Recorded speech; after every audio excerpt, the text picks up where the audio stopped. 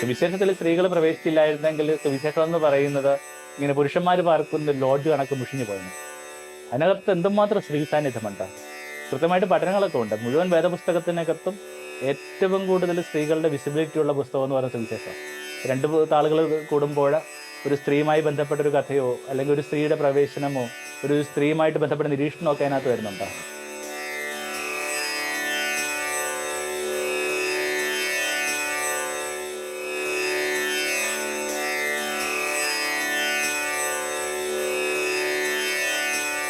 ഗുരുകരണത്തിലേക്ക് സ്നേഹവന്ദനം. നമ്മുടെ സമയമൊക്കെ ഒന്ന് ചെറുതായിട്ട് പുതുക്കിയിട്ടുണ്ട്. ആ പുതുക്കിയ സമയം അനുസരിച്ച് ഒരുപക്ഷെ നിങ്ങളിത് കേൾക്കാൻ പോകുന്നത് കുടുംബ പ്രാർത്ഥനയ്ക്ക് ശേഷമായിരിക്കും, ജപമാലയൊക്കെ അർപ്പിച്ചതിന് ശേഷമായിരിക്കും. ചെയ്യാവുന്ന ഒരു കുഞ്ഞു കാര്യമുണ്ട്. അരികിലിരിക്കുന്ന പെൺകുട്ടി, മകൾ, സ്നേഹിത, അമ്മ, അവളിങ്ങനെ ഒന്നുകൂടി ഒന്ന് ചേർത്ത് പിടിക്കുക. നമുക്ക് ഊഹിക്കാവുന്ന കണക്ക് ഇന്ന് അവൾക്ക് വേണ്ടിയുള്ള ദിവസം. അത്രയും ചില ശ്രദ്ധയും ഏകാഗ്രതയും നമ്മൾ അവൾക്ക് കൊടുക്കുന്ന മറിച്ചിട്ട് കൊടുക്കുന്നത് എനിക്ക് മനസ്സിലാവുന്നത് നമ്മുടെ ഭാഗത്തു നിന്നുള്ളൊരു റിപ്പൻഡൻസ്, സെൻസ് ഓഫ് റിപ്പൻഡൻസ്, അനുതാപ ശുശ്രൂഷയുടെ ഭാഗമായിട്ടാണ്. കാരണം നമ്മൾ ഭേദപ്പെട്ട പ്രകാശമുള്ള മനുഷ്യർ തന്നെയാണ്. അത്തരം എന്തെങ്കിലും ഒരു ബുദ്ധിമുട്ട് പെൺകുഞ്ഞുങ്ങൾക്കോ കൂടപ്പാർക്കും സ്ത്രീകൾക്കോ നമ്മൾ കൊടുത്തിട്ടുണ്ടാവില്ല. പക്ഷെ പ്രശ്നം അതല്ല. ലോകത്തിന്റെ പൊതുബോധത്തിൽ സ്ത്രീക്ക് നിരക്കാത്ത കുറെ അധികം കാര്യങ്ങൾ അടികൂടിയിട്ടുണ്ട്. പക്ഷേ ആണിന്റെ ബോധത്തിൽ പുരുഷന്മാർ പറയുന്ന ഒരു ഫലിതത്തിനകത്ത് പോലും ആത്യന്തികമായിട്ട് ഒബ്ജക്റ്റ് ആവുന്നത് സ്ത്രീയാണെന്നൊക്കെ നിങ്ങൾ ശ്രദ്ധിച്ചിട്ടില്ലേ? അത്തരം ചില കാര്യങ്ങൾക്ക് വലിയ ശുദ്ധീകരണം ആവശ്യമുണ്ട്. ജന്മഗജെന്നും പറഞ്ഞൊരു പുസ്തകമുണ്ട്. ഒരുമിച്ച് പാർക്കാൻ ജീവിച്ച ഒരു സ്ത്രീയുടെയും പുരുഷന്റെയും കഥ. വളരെ വ്യത്യസ്തരായിട്ട് ജീവിക്കാൻ ആഗ്രഹിച്ച മനുഷ്യ. ഒരു പുലരിയിൽ അവൾ എണീക്കുമ്പോൾ അവൾ കണ്ടു അവളുടെ പുരുഷൻ പുഴയിൽ ഇറങ്ങി ഈ പാറയിലടിച്ച് അവളുടെ വസ്ത്രങ്ങൾ, വിഴുപ്പ് വസ്ത്രങ്ങൾ അലക്കിക്കൊണ്ടിരിക്കുക. മിക്കവാറും സ്ത്രീകൾ ചെയ്യുന്ന കണക്ക് തന്നെ അവള് പുഴവക്കിലേക്ക് ഓടി അയാളെ തടഞ്ഞു. എന്നിട്ട് പറഞ്ഞു, നീ എന്തിനാ എൻ്റെ വസ്ത്രങ്ങൾ അലക്കുന്നത്? ഞാൻ നിന്റെ വസ്ത്രങ്ങൾ അലക്കാൻ വേണ്ടിയുള്ള. അവളോട് അയാൾ പറയുന്ന ഒരു കുഞ്ഞു കാര്യം വളരെ റിഫ്ലക്ഷൻ ആവശ്യമുള്ളൊരു സ്റ്റേറ്റ്മെൻറ്റാണ്. എന്താണത്? ഇത് എൻ്റെയും നിൻ്റെയും പ്രശ്നമല്ല. കാലാകാലങ്ങളായിട്ട് ഞങ്ങൾ പുരുഷന്മാർ നിങ്ങളുടെ മേൽ രൂപപ്പെടുത്തിയ ആ അധമബോധത്തിൻ്റെ ഒരു തിരുത്ത് മാത്രമായിരുന്നു, ഒരു കറക്ഷനായിരുന്നു. ആ അർത്ഥത്തിൽ ഞാൻ വിചാരിക്കുന്നു മാർച്ച് 8 വലിയ ഒരു പ്രസക്തിയുണ്ട്. നമ്മളെ കുറെ കൂടി പ്യൂരിഫൈ ചെയ്യാൻ വേണ്ടിയാണ്. ആണെന്ന നിലയിൽ നമുക്ക് ലഭിച്ചിട്ടുള്ള പ്രിവിലേജ് ഓർത്തിട്ട് നമ്മൾ എക്സ്ചേഞ്ച് ആകാൻ വേണ്ടിയാണ്. കുറെ കാലം മുമ്പ് സംഭവിച്ച ഒരു ആൺകുട്ടി കാണാൻ വന്നിട്ട് അവൻ വെറുതെ കരയുക. അതിന് കാരണം അവൻ പറയുന്നത് അവൻ്റെ പെങ്ങളുണ്ട്, ആ പെങ്ങൾക്ക് ലഭിക്കാതെ പോയ പല കാര്യങ്ങളും ആണെന്ന് പറഞ്ഞ ഒരൊറ്റ കാരണം കൊണ്ട് എനിക്ക് ലഭിച്ചിട്ടുണ്ട്. വാസ്തവത്തിൽ നമുക്ക് ലഭിച്ച എല്ലാ പരിഗണനകളും എല്ലാ മുൻഗണനകളും നമ്മളെ കുറെ കൂടി വിനയമുള്ളവരായിരിക്കാനും കുറെ കൂടി ദുഃഖമുള്ളവരായിരിക്കാനും വേണ്ടി പ്രേരിപ്പിക്കണം എനിക്ക് തോന്നുന്നത്. നേരത്തെ പറഞ്ഞ കണക്ക് എങ്ങനെ ഈ ബോധത്തിൽ ഒരു സ്ത്രീ നിഷേധം വന്നു കൂടിയിട്ടുണ്ട്. ഒരു രണ്ടാം തരം എന്നൊക്കെ ഉള്ളൊരു സങ്കല്പം എങ്ങനെ രൂപപ്പെട്ടിട്ടുണ്ട്. എനിക്കൊരു സ്നേഹിതയോ അനുജത്തിയോ എന്നൊക്കെ വിളിക്കാവുന്ന ഒരു പെൺകുട്ടിയുണ്ട്, സ്ത്രീയുണ്ട്. അവൾ പറഞ്ഞൊരു കുഞ്ഞു കാര്യം വളരെയേറെ ഇങ്ങനെ ബുദ്ധിമുട്ടിക്കുന്ന ഒരു നിരീക്ഷണമാണ്. പെൺകുട്ടികൾ മാത്രമുള്ളൊരു വീടാണ്. അതിനകത്തൊരു കുഴപ്പം അവൾക്ക് തോന്നിയിട്ടില്ല. ഏതൊരു വീടിനകത്ത് ഒരു ആൺകുട്ടി എങ്ങനെയാണ് വളരുന്നു അതേ ആത്മവിശ്വാസത്തോടെ അതേ ചങ്കുറപ്പോടെ ഈ മക്കളെ വളർത്താൻ പര്യാപ്തരായ ഒരു ഇന്റലിജൻസ് ഉള്ള ഒരു വൈകാരിക ബുദ്ധിയുള്ള ഒരു ഭവനമായിരുന്നു അത്. ഇത്രയും ഭംഗിയായിട്ടാണ് കാര്യങ്ങൾ പോയിക്കൊണ്ടിരുന്നത്. പക്ഷെ ചെറിയൊരു പ്രശ്നം സംഭവിച്ചു. എന്താണത്? അവൾക്ക് പിറന്നത്, അവൾ ആദ്യത്തെ ആ ഒരു ഡെലിവറി പിറന്നത് ഒരു ആൺകുട്ടിയാണ്. ഒരു ആൺകുട്ടി പിറന്നു എന്നൊരു വിചാരത്തിന് മീതെ അവളുടെ അച്ഛനും അമ്മയും കാട്ടിയ ഒരു അമിതാഹ്ലാദം ഈ മുഴുവൻ കാര്യങ്ങളെയും റെട്രോസ്പെക്റ്റീവായിട്ട് കാണാനായിട്ട് അവളെ പ്രേരിപ്പിച്ചു. അപ്പൊ വാസ്തവത്തിൽ തങ്ങൾ പെൺകുട്ടികളുടെ നിലയിൽ കബളിപ്പിക്കപ്പെടുകയായിരുന്നു തോന്നി. തങ്ങൾ നല്ലതാണെന്നും തങ്ങൾക്ക് കുഴപ്പമില്ലെന്നുമുള്ള ഒരു ഭാവന മാത്രം വീടിനകത്ത് രൂപപ്പെടുകയും യഥാർത്ഥത്തിൽ അങ്ങനെയല്ലെന്നൊരു തോന്നൽ അവൾക്കുണ്ടായി. ഈ പറഞ്ഞതിന്റെ പ്രശ്നമാണ് ഈ ബോധത്തിൽ അടിയുന്ന ഈ കറയെന്നൊക്കെ പറയുന്നത്. സാറാ ജോസഫൊക്കെ എഴുന്ന കണക്ക് ഈ പുരുഷ കേന്ദ്രീകൃതമായ സമൂഹത്തിൽ പലതരം കറകൾ വന്ന് വീഴുന്നുണ്ട്. അത് സ്ത്രീക്കെതിരായിട്ടുള്ള വിചാരങ്ങളും അവളെ ചെറുതാക്കാനായിട്ടുള്ള ശ്രമങ്ങളും ഒക്കെയാണ്. അപ്പോൾ ഒന്നുകൂടി ഇങ്ങനെ അവളിലേക്ക് ഏകാഗ്രമായിട്ട് അവളോട് മാപ്പ് പറയാനായിട്ട്, അവള് ഇല്ലായിരുന്നെങ്കിൽ ഈ ഭൂമി എന്തുമാത്രം അല്ലെങ്കിൽ നിങ്ങളുടെ ജീവിതം എന്തുമാത്രം ഒരു മോശപ്പെട്ട ഇടമാകുന്നൊക്കെ ഓർക്കാൻ വേണ്ടിയാണ് ഞാൻ പലപ്പോഴും ആലോചിക്കാറുണ്ട്.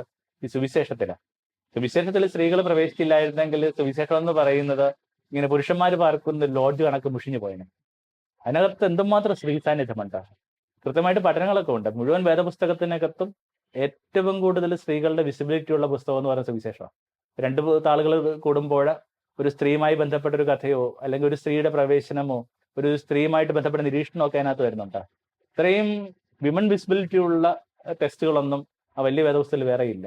അപ്പോൾ വെറുതെ യേശുവിലേക്ക് തന്നെയാണ് നമ്മുടെ റെഫറൻസ്. യേശു എങ്ങനെയാണ് അവരെ കാണാനായിട്ട് ശ്രമിച്ചത്? റംബ്രാൻഡ് എന്ന് പറയുന്നൊരു ചിത്രകാരനുണ്ട്. അദ്ദേഹത്തിന്റെ മടങ്ങി വരുന്ന മകൻ, റിട്ടേൺ ഓഫ് ദി പ്രോഡിഗൽസ് എന്ന് പറഞ്ഞൊരു ചിത്രം എല്ലാവരും പുതിയ ഫോണൊക്കെ ഉള്ളതല്ലേ, ഒന്ന് പറഞ്ഞൊന്ന് ഗൂഗിൾ ചെയ്ത് നോക്കും. ആലപ്പുഴയിൽ ഒരു വളരെ പ്രശസ്തമായ ഒരു മ്യൂസിയം ഉണ്ട്. ഒരു കുടുംബമായിട്ട് തുടങ്ങിയ മ്യൂസിയമാണ്. ആ മ്യൂസിയത്തിന് പുറത്തൊക്കെ ആ റംബ്രാൻഡിന്റെ ചിത്രത്തിൽ നിന്നുള്ള ഒരു ശില്പമൊക്കെ ഉണ്ടാക്കി വെച്ചിട്ടുണ്ട്. നിശ്ചയമായിട്ടും ആ വഴിക്കുള്ളവരൊക്കെ ഒന്ന് പോയി കണ്ടാൽ പോലും നല്ലതായിരിക്കും. കാരണം അത്രയും പ്രധാനപ്പെട്ട മനുഷ്യന്റെ ഭാവന ഉണർത്തിയ ഒരു ചിത്രമായിരുന്നു ഇദ്ദേഹത്തിന്റെ ഈ ധൂർത്തുപുത്രന്റെ മടങ്ങി വരവെന്നുള്ള ചിത്രം. വളരെ പ്രശസ്തമായ ചില പുസ്തകങ്ങൾ പോലും അതിന്റെ മീതെയൊക്കെ എഴുതപ്പെട്ടിട്ടുണ്ട്. ഹെൻറി നോമന്റെ ഒരു പുസ്തകം തന്നെ ഈ ചിത്രത്തിന്മേലെ ആൾ നടത്തിയ മെഡിറ്റേഷനാണ്. ആ ചിത്രത്തിനകത്ത് അച്ഛൻ അന്ധനാണ്. വസ്തുത അതൊരു സ്നേഹം കൊണ്ട് അന്ധമാവുക എന്നൊക്കെ പറയുന്ന സംഭവം ഉണ്ടല്ലോ. വാസ്തവത്തില് നമ്മുടെയൊക്കെ ഭാരതീയ സങ്കല്പങ്ങളിലൊക്കെ അതുകൊണ്ട് ധൃതരാഷ്ട്ര അന്ധരാകുമെന്ന് പറയുമ്പോൾ, അല്ലെങ്കിൽ ധൃതരാഷ്ട്രക്ക് വേണ്ടി ഉള്ള ഭാര്യ സ്വയം കണ്ണുകെട്ടി അന്ധയാകും എന്നൊക്കെ പറയുമ്പോഴേക്കും ഇത് പറഞ്ഞൊരു ഫിസിക്കലായ ഒരു പ്രശ്നമായിട്ട് മാത്രം ഒരു ചെറിയ പ്രായത്തിൽ വായിക്കുമ്പോൾ നമുക്ക് തോന്നിയിട്ടില്ല. സ്നേഹം തരുന്നൊരു വല്ലാത്തൊരു അന്ധതയുണ്ട്. ആ അന്ധതയിൽ നിൽക്കുന്ന ഒരു അപ്പന്റെ ചിത്രമാണ്. ചുമന്ന അങ്കിയൊക്കെ ധരിച്ച് വളരെയേറെ ഇങ്ങനെ പ്രകാശമുള്ള റേഡിയന്റ് ആയിട്ടുള്ള ചില വർണ്ണങ്ങളിലൊക്കെയാണ് ആ ചിത്രം ചിട്ടപ്പെടുത്തിയിരിക്കുന്നത്. ആ ചിത്രത്തിന്റെ പ്രത്യേകത ആ രണ്ട് കരങ്ങളുണ്ട്. ഈ മകനെ ചേർത്ത് രണ്ട് കരങ്ങളുണ്ട്. ഒന്നിങ്ങനെ അവന്റെ തോളിലേക്ക് വീഴുന്ന ഒരു കരം, ഇത്തിരി പ്രസ് ചെയ്തായിട്ടുള്ള കരം, അതൊരു പുരുഷന്റെ കരമാണ്. എന്നാൽ ഇങ്ങനെ ചേർത്ത് പിടിക്കുന്ന ഒരു കരമുണ്ട്, അതിങ്ങനെ ഒരു സ്ത്രീയുടെ കരമാണ്. ഒരേ ആളുടെ രണ്ട് കരങ്ങളിലൊന്ന് ഇങ്ങനെ പുരുഷന്റേതും മറ്റൊരു സ്ത്രീയുടേതാകുമെന്നുള്ളത് നിങ്ങൾ വിചാരിക്കുന്നുണ്ടോ? ഇത് ചിത്രകാരന് പറ്റിയ അബദ്ധമാണെന്ന്. ആ മുഴുവൻ ചിത്രത്തിലെ ഏറ്റവും വലിയ മെഡിറ്റേഷനായത്. വാസ്തവത്തിൽ റംബ്രാൻഡ് വേറെയും ചില ചിത്രങ്ങൾ ഈ പ്രോഡിഗൽസിനെ കുറിച്ച് വരച്ചിട്ടുണ്ട്. പല കാലങ്ങളിൽ അയാൾ വരച്ചിട്ടുണ്ട്. അയാൾ ഏകദേശം വാർദ്ധക്യത്തിലൊക്കെ അയാൾ വരച്ച പടമായിട്ടാണ് ഇതിനെ കരുതുന്നത്.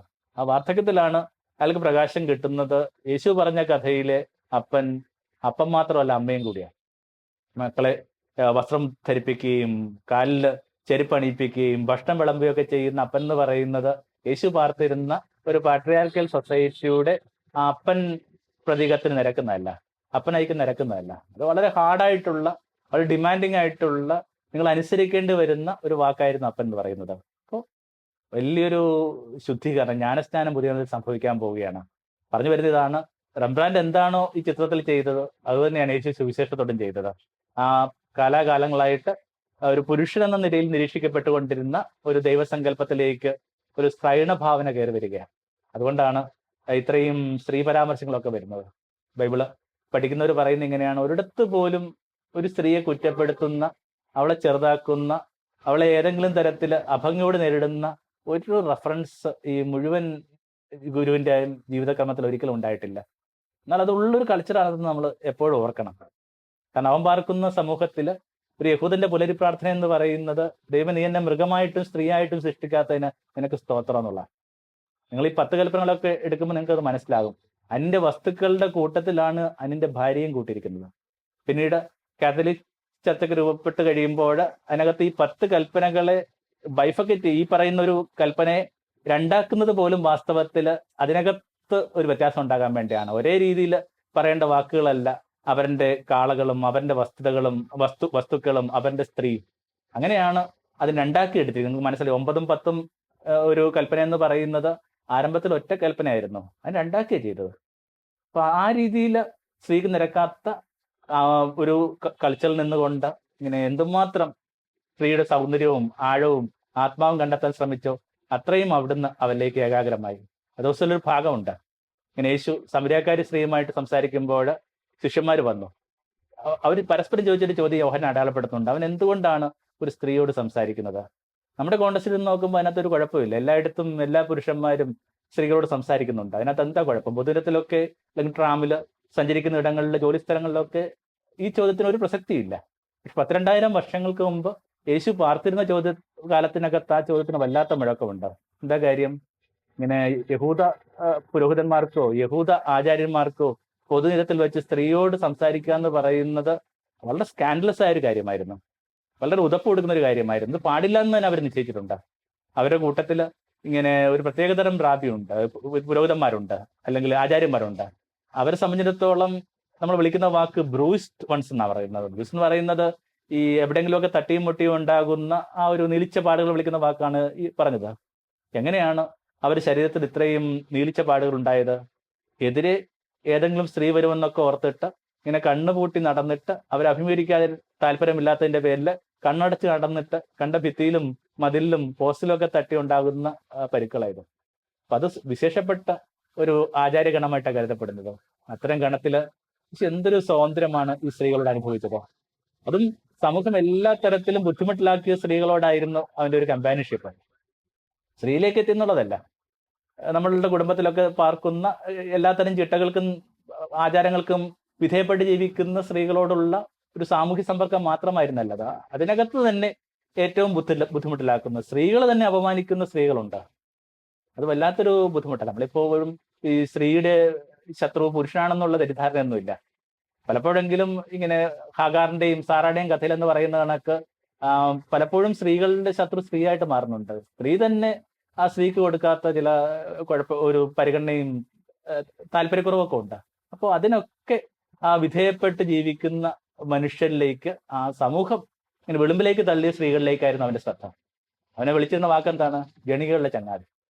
അപ്പോൾ ഒരു തരത്തിലും ഇങ്ങനെ സ്ത്രീകളെ ഒരു കാരണം കൊണ്ട് ഒഴിവാക്കില്ലെന്ന് യേശു തീരുമാനിച്ചു.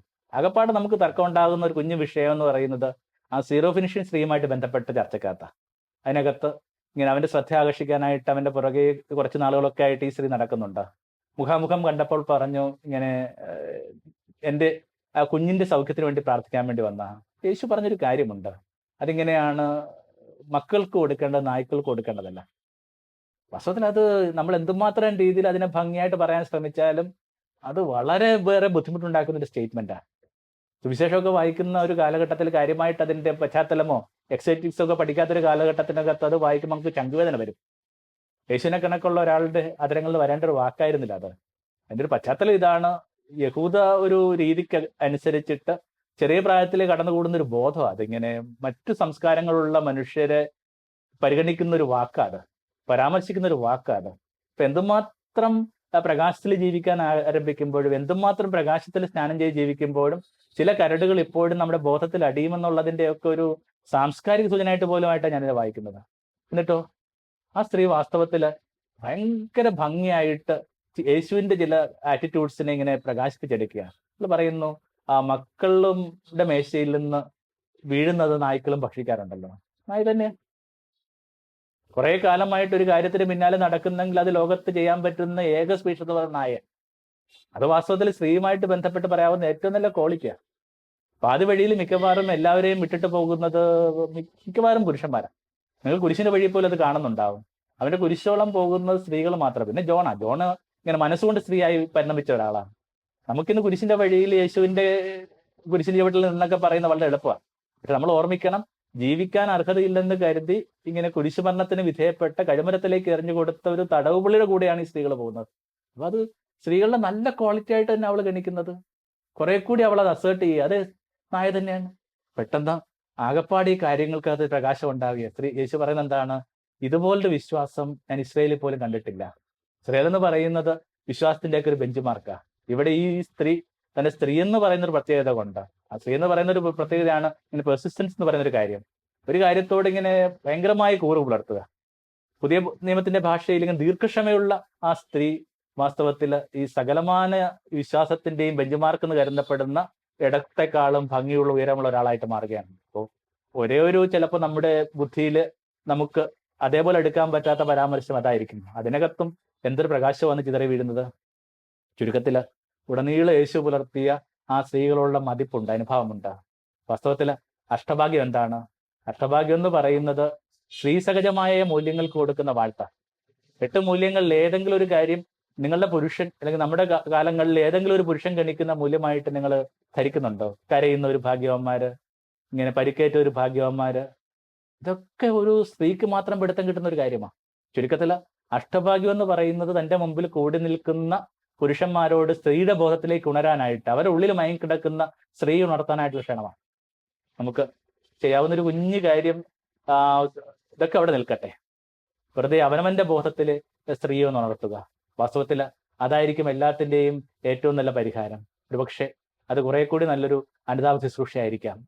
ഇങ്ങനെ ബോധത്തിലേക്ക് സ്ത്രീയെ കൊണ്ടുവരുന്ന ഈ ദിവസം ഒരുപക്ഷെ സ്ത്രീയുമായി ബന്ധപ്പെട്ട അവളെ എംപവർമെന്റുമൊക്കെ ആയിട്ട് ബന്ധപ്പെട്ട ചർച്ചകളിൽ തീരെ നമ്മൾ പരാമർശിക്കാതെ പോകുന്ന ഒരു കൂട്ടരെ നമസ്കരിക്കാനായിട്ട് എനിക്ക് താല്പര്യമുണ്ട്. അതിങ്ങനെ മഠങ്ങൾ രൂപപ്പെടുത്തിയ ചില സ്ത്രീകളാണ്. ഈ ദേശത്തുണ്ടായ ഏറ്റവും വലിയ സ്ത്രീ വിമോചനമായിരുന്നു ഈ മഠങ്ങൾ എന്ന് പറയുന്നത്.